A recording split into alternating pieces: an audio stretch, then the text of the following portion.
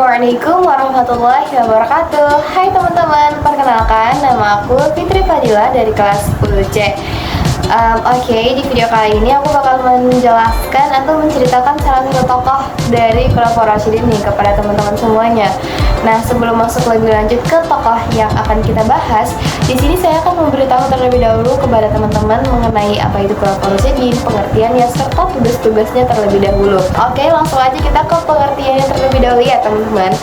Nah, jadi Khulafaur Rasyidin ini adalah pengganti dari wafatnya Rasulullah SAW. Jadi setelah Rasulullah SAW wafat, maka kepemimpinannya itu digantikan oleh 4 orang sahabat. Nah, 4 orang sahabat ini biasa disebut Khulafaur Rasyidin, teman-teman. Nah, Khulafaur Rasyidin ini mereka ini tugasnya mengganti kepemimpinan Rasulullah SAW untuk memimpin negara dan juga agama. Khulafaur Rasyidin ini berasal dari 2 kata. Yang pertama khulafa dan yang kedua ar-rasyidin. Khulafa berarti pengganti, rasyidin berarti mendapatkan petunjuk. Jadi Khulafaur Rasyidin adalah pengganti yang mendapatkan petunjuk, teman-teman. Nah, jadi itulah kurang lebih mengenai pengertian dari Khulafaur Rasyidin dan apa itu Khulafaur Rasyidin.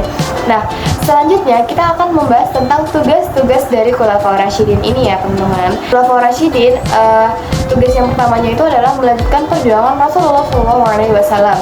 Yang kedua, memimpin negara dan pemerintahan sesuai dengan ajaran Islam. Nah, yang ketiga, memutuskan suatu keputusan sesuai dengan syariat Islam. Yang keempat, mengatur kehidupan masyarakat. Dan yang kelima, memperluas dakwah Islam. Dan yang keenam, memerangi orang yang berusaha merusak ajaran Islam, teman-teman. Jadi mereka ini akan memerangi orang yang berusaha merusak ajaran agama Islam. Nah, yang terakhir atau yang ketujuh, tugas mereka itu adalah mengajarkan Islam kepada umat yang belum memahami Islam. Oke teman-teman, kita masuk ke tokoh yang akan kita bahas ya teman-teman, yaitu adalah Abu Bakar As-Siddiq RA. Nah, pada kali ini untuk membahas satu tokoh mengenai Abu Bakar As-Siddiq RA ini, kita mempunyai 4 judul teman-teman. Yang pertama mengenal, yang kedua terpilihnya Abu Bakar As-Siddiq RA ini, yang ketiga kebijakan serta strategi beliau, dan yang keempat atau yang terakhir adalah akhir ayatnya. Nah, kita masuk ke pembahasan yang pertama dulu ya teman-teman. Yang pertama pembahasannya adalah mengenal Abu Bakar As-Siddiq RA. Nah, Abu Bakar As-Siddiq RA ini lahir 2 tahun setelah tahun gajah. Beliau ini dikenal dengan wawasan luas, bijaksana, serta lemah lembut. Nah, beliau ini juga dikenal dengan hartawan atau kaya dan juga dermawan. Beliau ini sangat setia dalam menemani perjuangan Rasulullah dan melindungi Rasulullah SAW, teman-teman. Jadi Abu Bakar ini benar-benar senantiasa banget dalam menemani dan melindungi Rasulullah ya teman-teman. Nah, jadi itu dari mengenal Abu Bakar As-Siddiq. Lanjut, yang kedua adalah terpilihnya Abu Bakar As-Siddiq RA sebagai seorang khalifah. Nah, jadi terpilihnya Abu Bakar As-Siddiq RA ini menjadi khalifah disebabkan oleh 2 faktor, yaitu sebagai berikut. Yang pertama atau A, menurut pendapat umum waktu itu, seorang khalifah hendaknya berasal dari suku Quraisy, teman-teman. Nah, yang kedua, faktor yang kedua itu kaum muslimin berpendapat bahwa Abu Bakar As-Siddiq ini memiliki beberapa keutamaan. Nah, beberapa keutamaannya itu yaitu sebagai berikut. Yang pertama, Abu Bakar As-Siddiq ini adalah sahabat pertama yang masuk Islam dan termasuk golongan as-sabiqun dan awwalun. Nah, yang kedua, sahabat yang selalu paling awal dalam mempercayai ajaran-ajaran yang dibawa oleh Rasulullah SAW.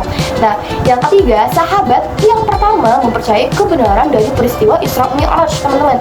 Nah, yang keempat, sahabat yang paling setia menemani dan melindungi Rasulullah SAW. Dan yang kelima, sahabat yang rela memberikan hartanya. Abu Bakar ini dikenal kaya ya teman-teman. Jadi sahabat yang rela memberikan semua hartanya untuk kepentingan agama Islam, teman-teman. Dan yang keenam, sahabat yang dipercaya oleh Rasulullah SAW. Nah, selanjutnya kita masuk ke judul yang ketiga, yaitu kebijakan dan strategi dari Abu Bakar As-Siddiq RA. Nah, jadi pada masa kepemimpinannya banyak dihabiskan untuk mengatasi permasalahan yang muncul setelah wafatnya Rasulullah SAW. Nah, masalah-masalah tersebut antara lain itu sebagai berikut ya teman-teman. Yang pertama, memerangi kaum murtad. Kedua, memberantas nabi palsu. Yang ketiga, kodifikasi Al-Quran. Dan yang keempat, perluasan dakwah Islam. Nah, kita masuk ke sub materi judul yang terakhir atau yang keempat, yaitu akhir ayat dari Abu Bakar As-Siddiq RA. Oke, jadi setelah memerintah selama 2 tahun 3 bulan, Abu Bakar ini jatuh sakit, teman-teman. Terus Abu Bakar merasa perlu untuk menunjuk penggantinya agar menghindari perpecahan umat Islam. Nah, setelah bermusyawarah, mereka pun setuju, teman-teman. Pengganti dari Abu Bakar ini adalah Umar bin Khattab. Nah, setelah sakit selama 15 hari, setelah Abu Bakar sakit selama 15 hari, hingga akhirnya wafat pada 21 Jumadil Akhir tahun 13 Hijriah atau 634 Masehi, Abu Bakar dimakamkan di Masjid Nabawi, tepatnya di samping makam Rasulullah SAW. Nah, jadi teman-teman, itulah tadi mengenai cerita dari salah satu tokoh Khulafaur Rasyidin, yakni Abu Bakar As-Siddiq RA. Nah, mungkin cukup sekian dari saya. Semoga teman-teman dapat mengerti mengenai Khulafaur Rasyidin dan salah satu tokohnya yaitu adalah Abu Bakar As-Siddiq RA. Terima kasih buat teman-teman yang udah memperhatikan penjelasan dari saya. Semoga teman-teman bisa memahami, dan mungkin cukup sekian dari saya. Akhirul kalam, wassalamualaikum warahmatullahi wabarakatuh. Terima kasih ya teman-teman. Bye-bye.